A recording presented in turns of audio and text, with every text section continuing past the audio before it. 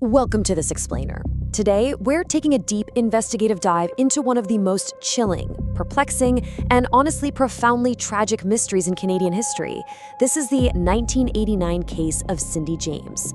Now, as we go through the evidence today, we're going to put our investigative journalist hats on. Our main focus here is uncovering the verified facts, presenting the evidence completely objectively, and rigorously separating what we know for sure from what's just speculation. We aren't here to sensationalize anything. Instead, we're going to build a real understanding of this case through careful storytelling and laying out a very real, very unsettling timeline. This is a deadly serious look into a 7-year period of absolute terror that, even today, entirely defies a simple explanation. I want you to put yourself in this position for just a second. Imagine living in fear for 7 straight years. Every single night, you know someone is watching your house. Every morning, you wake up wondering if today is the day your luck finally runs out. Just try to imagine the absolute psychological terror of that constant, unblinking surveillance. The boundaries of where you feel safe simply vanish, and they're replaced by this suffocating daily dread. And then, one day, you vanish too. So what happens when that relentless fear culminates in a final tragic disappearance? Well, that is the dark reality we're unpacking today.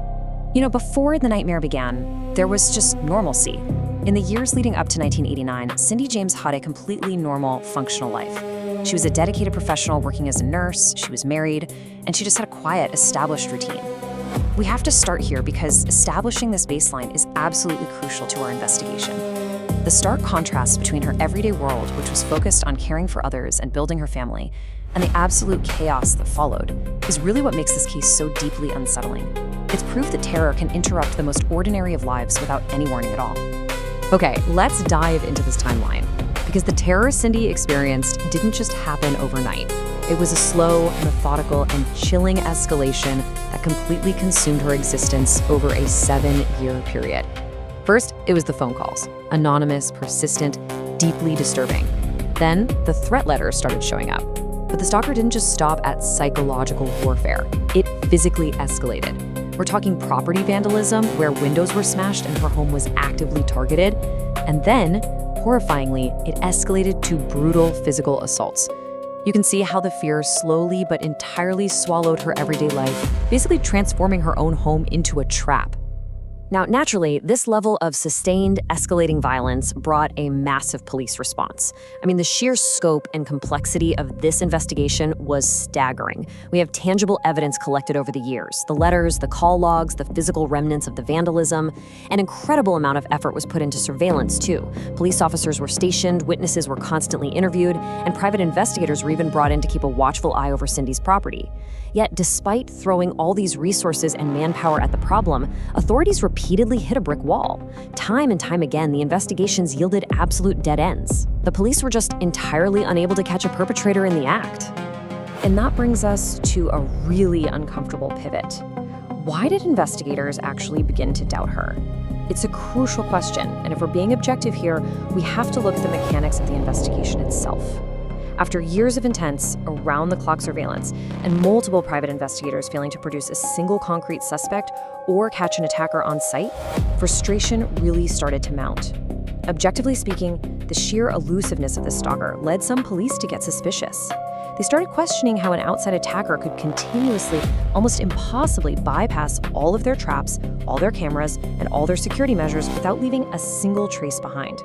So this escalating tension, mixed with the growing doubts from law enforcement, ultimately culminated in her final disappearance.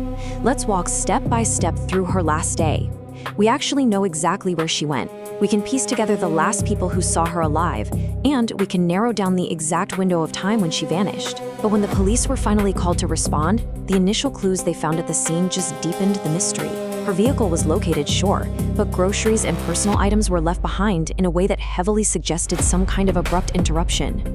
Every single step of that afternoon was scrutinized, yet it offered way more questions than answers about how she could simply drop off the map in broad daylight.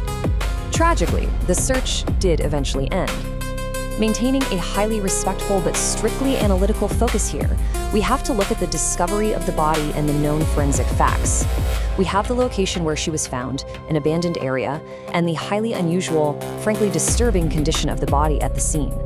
Furthermore, investigators relied heavily on the autopsy and toxicology results, alongside the official coroner's findings, to try and piece together her final moments.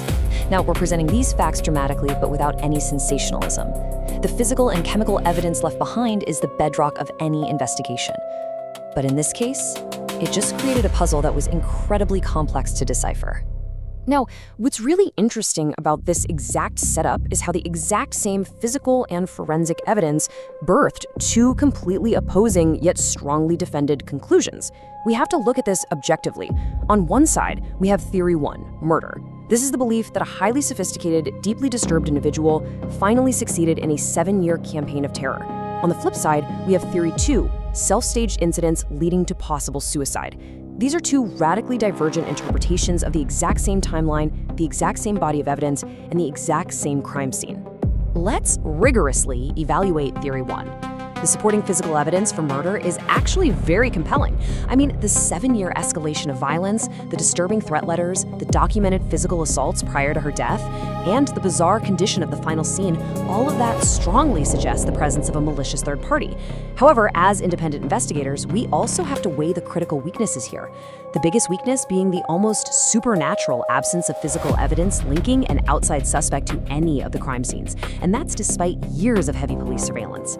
The question still remains, how could a killer remain entirely invisible to law enforcement for 7 consecutive years? Conversely, we have to examine theory 2. The evidence supporting self-staged incidents and possible suicide relies heavily on the behavioral aspects of the case and, honestly, the sheer statistical improbability of an invisible attacker. The consistently failed investigations and surveillance operations point some to believe that the threats had to be manufactured from within. But again, let's look at the critical weaknesses. Actually, scratch that. Let's look at the physical realities. The sheer brutality of the physical assault she endured and the incredibly elaborate, restrictive nature of the final scene makes staging it incredibly difficult, if not completely physically impossible, for one person to execute alone. There is absolutely no consensus here, and I really urge you to examine these facts critically from both sides. If you're sitting there right now feeling profoundly conflicted, trust me, you are not alone. The expert testimony in this case was entirely fractured. We're talking detectives, behavioral psychologists, forensic experts, even the official coroner. None of them could reach an undisputed conclusion. Officially, the evidence remains inconclusive. And when seasoned professionals, people who literally analyze crime scenes and human behavior for a living, are that profoundly divided, we just have to acknowledge the uncertainty. We can't present speculation as certainty. It just goes to show that sometimes the evidence doesn't neatly align into a single, undeniable truth. Because of this extreme division, the case carries an incredibly heavy and haunting legacy. Officially, it retains an unsolved status. And this lack of closure has sparked an intense, ongoing public debate in the realm of true crime, investigative journalism, and legal studies. People are still deeply discussing this case today because of the profound lessons it offers regarding victimology, the inherent limits of police surveillance, and the devastating psychological toll of continuous, unyielding fear. It remains a stark, really uncomfortable reminder of just how fragile our sense of security truly is.